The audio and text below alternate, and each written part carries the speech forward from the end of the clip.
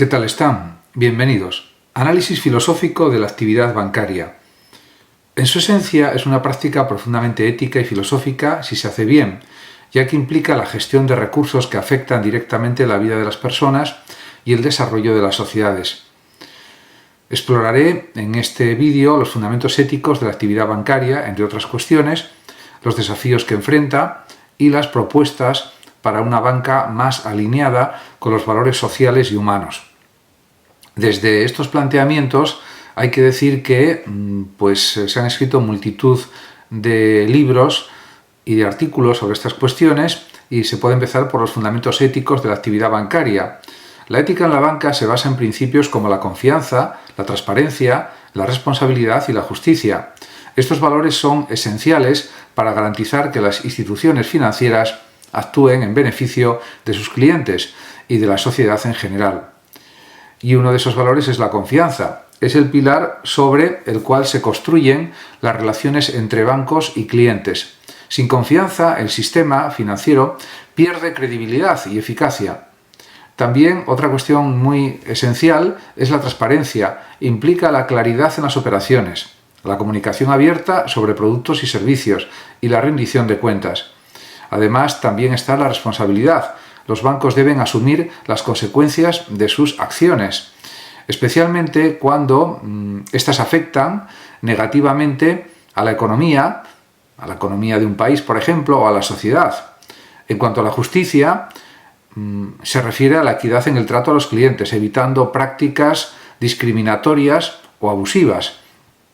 Y junto a esto, también hay que decir que realmente hay una serie de desafíos éticos en la banca tradicional y que conviene poner de relieve. A pesar de estos principios, la banca tradicional ha enfrentado críticas por prácticas que contravienen estos valores. Y, por ejemplo, podemos pensar en crisis financieras. La crisis de 2008, por ejemplo, evidenció cómo decisiones arriesgadas y falta de regulación en la actividad bancaria pueden llevar a consecuencias devastadoras para la economía global. También está la cuestión de la opacidad. La falta de transparencia en ciertas operaciones ha generado desconfianza y ha dificultado la supervisión efectiva. También se puede hablar de la exclusión financiera. Muchas personas y comunidades carecen de acceso a servicios bancarios básicos, lo que perpetúa la desigualdad económica. Y también se puede citar la cuestión de las inversiones controvertidas, la financiación de industrias que pueden tener impactos negativos en la sociedad o el medio ambiente plantea dilemas éticos significativos. Y en este orden de cosas también hay que decir que la banca puede actuar de forma ética. Es posible una banca ética como alternativa. En respuesta a estos desafíos ha surgido la denominada banca ética, que busca alinear las operaciones financieras con valores sociales y ambientales y con valores éticos. Esta forma de banca se caracteriza por inversiones responsables, financiar proyectos que promuevan el bienestar social, la sostenibilidad ambiental y el desarrollo comunitario.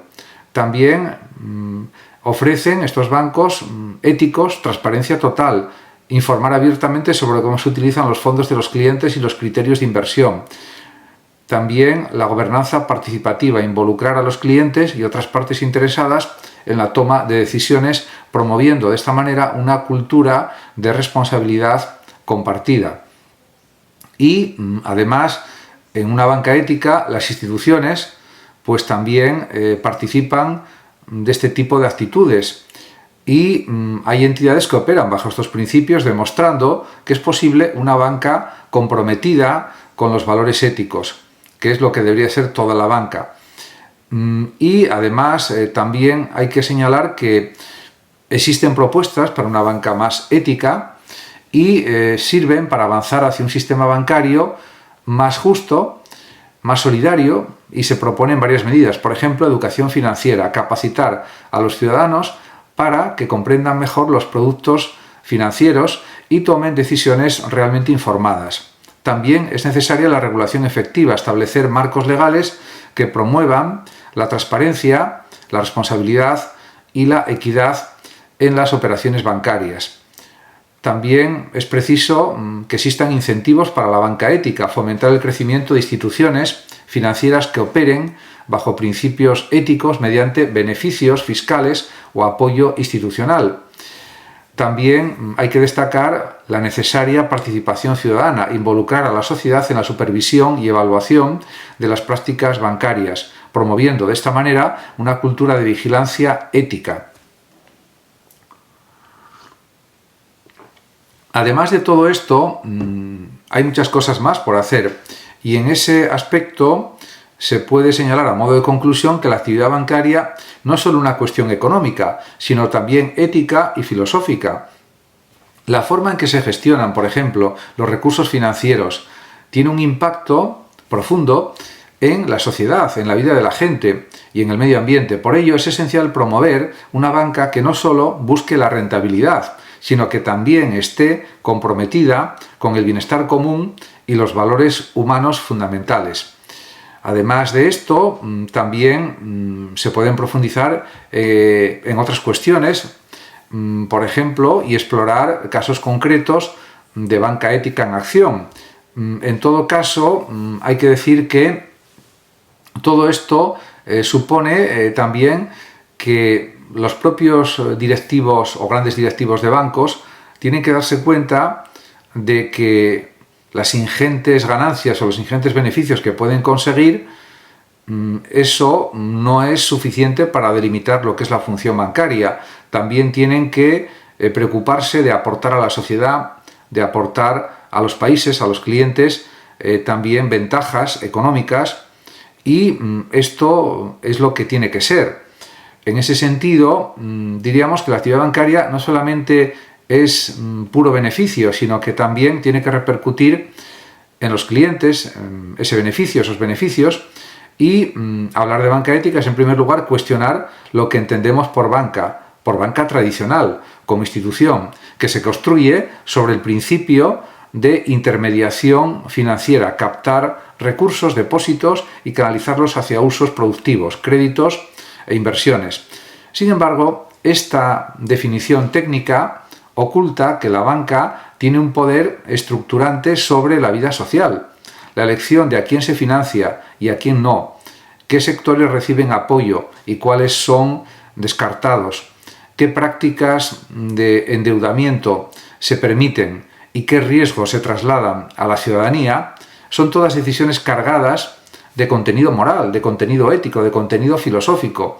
El problema surge cuando la lógica del máximo beneficio económico a toda costa, típicamente capitalista, se convierte en el único criterio rector de los grandes bancos, por ejemplo. Entonces la banca deja de ser una herramienta para el bien común y se transforma en una máquina de hacer dinero, una máquina de acumulación indiferente a las consecuencias sociales y ecológicas y a las consecuencias individuales de los clientes, que puedan percibir los clientes como algo negativo. De ahí la urgencia moral de repensar el sistema financiero desde una lógica ética. En consecuencia, la banca ética es una respuesta filosófica a una crisis civilizatoria. No se trata únicamente de ser más bueno dentro del sistema, sino de transformar la concepción misma de lo bancario. Significa sustituir el valor de cambio como principio por el valor de uso, sustituir el beneficio individual por el impacto colectivo y la especulación por el compromiso. Nadie dice que los bancos no tengan que ganar dinero, pero tampoco es justo que haya ingentes beneficios y que no paguen los impuestos que corresponde. En cuanto a los orígenes y genealogía de la banca ética, podemos hablar de la ética protestante y, en ese sentido, todo esto puede rastrearse en varios movimientos de base comunitaria y espiritual. Por ejemplo, en el siglo XIX las cajas rurales y cooperativas de crédito en Alemania nacieron del impulso de figuras como Friedrich Wilhelm Raiffeisen y Hermann Schulze Delitzsch, que creían en un modelo de crédito mutuo basado en la solidaridad. En el mundo anglosajón, los Quakers y otras comunidades protestantes desarrollaron bancos basados en la confianza, la transparencia y la honestidad, con un fuerte rechazo al lucro como fin último y exclusivo. En Italia y España se puede hablar del cooperativismo de crédito, que también se vincula a movimientos sociales, sindicales y religiosos, como por ejemplo la Acción Católica y los sindicatos agrarios, que consideraban el dinero como un instrumento de desarrollo, no de especulación solamente. Y también hay que decir que este sustrato histórico fue sepultado progresivamente por el auge del neoliberalismo financiero, especialmente a partir de los años 80, cuando se produjo una desregulación global que potenció las prácticas bancarias especulativas, offshore y centradas en el corto plazo. La crisis de 2008 fue un punto de inflexión que demostró realmente que los bancos pueden quebrar el sistema sin quebrar ellos mismos, pues sus pérdidas son socializadas. Es en ese contexto donde la banca ética resurge con fuerza como propuesta alternativa. Y en este sentido se pueden establecer principios filosóficos de la banca ética, más allá del lucro. Porque hay que decir también que la banca ética no es simplemente una práctica moralmente buena, que lo es dentro de un sistema neutral, sino que responde, en realidad, a un conjunto de principios filosóficos. El primero, la primacía del bien común sobre el beneficio individual excesivo, vamos a decir, para que se entienda mejor. La ética financiera exige que las decisiones se guíen no por el máximo retorno económico, sino por el impacto positivo sobre las personas y el planeta. Se valora la sostenibilidad, la inclusión, la equidad, la paz, la salud, la educación y la cultura. Segundo punto es la transparencia radical. La opacidad bancaria permite que los fondos de los clientes acaben financiando guerras, destrucción ambiental o explotación laboral, sin su conocimiento. La banca ética, por tanto, promueve un principio de visibilidad total, donde los clientes pueden saber qué hacen los bancos con su dinero. Tercer punto, participación democrática. A diferencia de los bancos tradicionales, donde las decisiones se toman de manera jerárquica, autoritaria, muchas iniciativas de banca ética se basan precisamente en el principio de gobernanza cooperativa, donde cada persona, no cada euro, tiene un voto. Cuarto punto es la financiación responsable y transformadora. La banca ética no busca simplemente reducir el daño, sino generar un cambio positivo, un cambio social e individual, algo que favorezca a todas las personas. Por ello se financia sectores como la energía renovable, la agricultura ecológica, la educación alternativa, la vivienda social, el comercio justo o la economía feminista o la economía circular o la economía verde. También, como quinto punto, hay un compromiso con la justicia social. No basta con ser sostenible, hay que ser justo. La banca ética asume que el acceso al crédito es un derecho instrumental para la igualdad de oportunidades a todas las edades. El sistema financiero no puede seguir excluyendo a los más vulnerables, como realmente está haciendo en muchos casos. Y también hay modelos y experiencias reales. Se puede hablar de la banca ética en acción. Hoy existen ejemplos reales de banca ética que no solo sobreviven en un entorno hostil, sino que demuestran la viabilidad de otro modelo bancario. Algunas de las más destacadas son, por ejemplo, Triodos Bank, por ejemplo, fundado en 1980 en Países Bajos, que opera actualmente en varios países europeos, financia solo proyectos con valor social, cultural o ambiental, publica todos sus créditos y no opera con derivados financieros ni actividades especulativas. Es un muy buen ejemplo de actividad bancaria. También podemos hablar de la Banca Popolare Ética, Italia y España. Surge en 1999 en Italia como una cooperativa de crédito orientada a transformar el sistema financiero en España. Fiare se convierte en su socio estratégico. Promueve la democracia financiera, la inclusión y el desarrollo local. Además, también se puede hablar de GLS Bank en Alemania, un banco cooperativo centrado en la sostenibilidad, la educación libre y la economía social.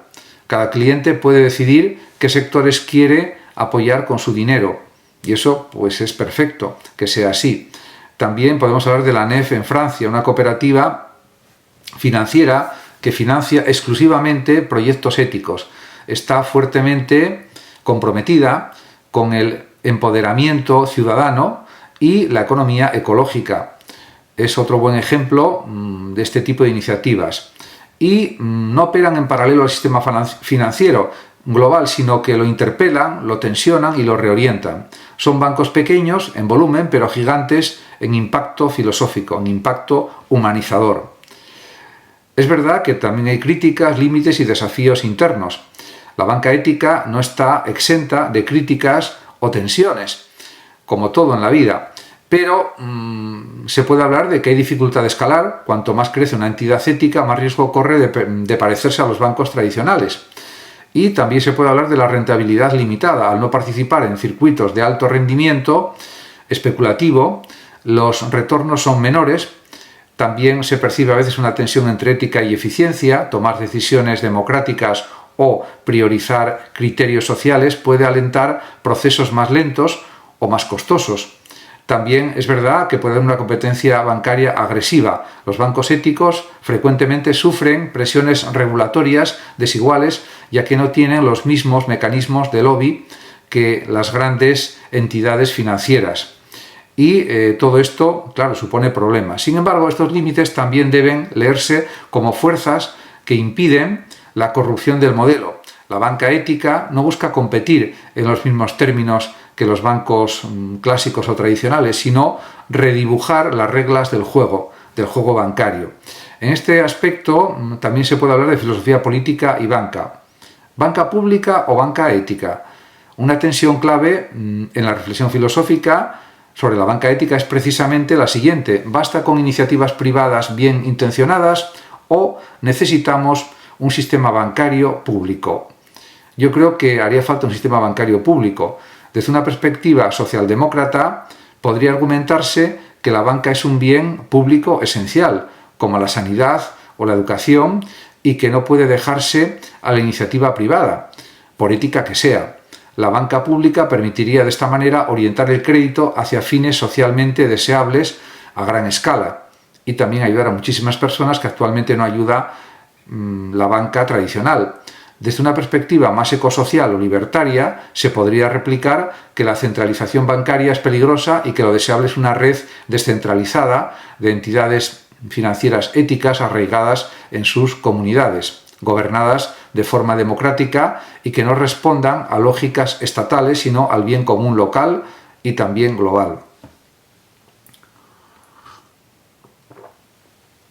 En cualquier caso, hay que decir que la banca ética plantea también una pregunta filosófica profunda. ¿Qué clase de democracia es posible si la economía está secuestrada por bancos que no rinden cuentas a nadie salvo a sus accionistas y a sí mismos? ¿A su dirección, por ejemplo? El futuro de la banca ética está entre lo utópico, aparentemente, y lo necesario. En un mundo marcado por la emergencia climática, la desigualdad creciente y la automatización del trabajo, la transformación del sistema financiero ya no es opcional, sino es una condición de posibilidad para la supervivencia digna del planeta y de sus habitantes, de los más de 8.000 habitantes que ya tiene el planeta. Por tanto, la banca ética no es solo un parche o un nicho para quienes tienen sensibilidad social, sino una anticipación de lo que toda banca debería ser: transparente, participativa, responsable, solidaria, justa, regeneradora, compasiva, etc. Sus desafíos son enormes, pero su valor está en abrir caminos donde antes solo había muros.